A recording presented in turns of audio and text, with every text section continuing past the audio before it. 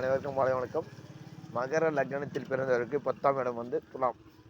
இவர்கள் என்ன தெய்வத்தை வணங்கலாம் என்றால் கால பைரவரை வணங்க வேண்டும்.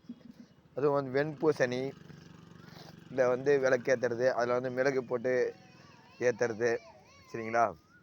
அப்புறம் வந்து பார்த்திங்கன்னா கால பைரவருக்கு வந்து செவ்வரளி பூ வந்து சாத்துறது, கால பைரவரை வந்து சனி ஓரையில் வணங்குதல் சிறப்பு. ஏன் சொல்கிறேன் அப்படின்னு பார்த்தீங்கன்னா, சனீஸ்வரனோட குரு தேவர் தான் வந்து கால பைரவர். அப்போது சனி ஓரையில் அவரை வணங்கலாம். இப்போ பாருங்க, கனெக்ட் பண்ணி பாருங்களா. மகரம் வந்து சனிக்குரிய வீடு. அப்போது அவருடைய குரு தேவரை வணங்கினால் எல்லாம் நன்மை நடக்கும். இதுதான் சூட்சமம் வந்து பார்த்திங்கன்னா சில இதெல்லாம் அப்படி தான் இருக்கும். நீங்கள் கால பைரவரை வந்து பிடிச்சிக்கிட்டிங்கன்னா எல்லாத்துலேயும் செய்வினை பில்லி சூன்யம் எல்லாத்துலேருந்து வெளில வந்துடலாம்.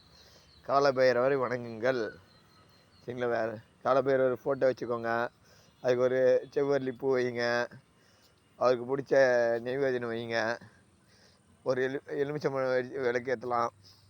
உங்களுக்கு பிடிச்சது அவருக்கு என்ன செய்யணும்னு தோணுதோ அதெல்லாம் செய்யுங்க, சரிங்களா. வெண்பூசணி விளக்கு ஏற்றலாம், சனி ஓரையில் ஏற்றலாம், செவ்வாய்க்கிழமையில் ஏற்றலாம். சனி ஓரையில் ஏற்றினா இன்னும் சிறப்பு.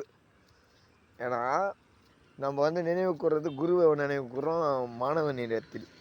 அப்போ வந்து ஒன்றுத்தில் 2 ஆக்டிவேஷன் ஆகுதா.